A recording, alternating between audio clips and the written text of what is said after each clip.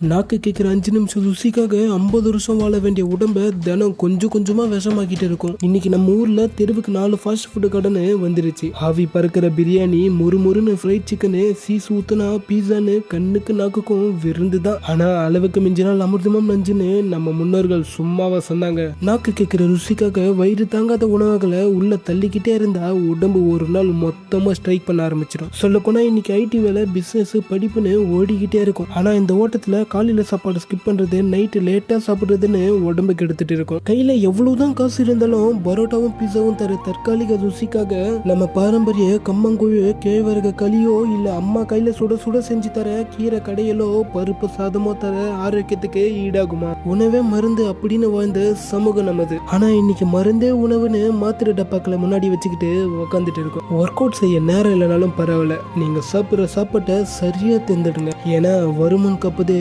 சிறந்தது.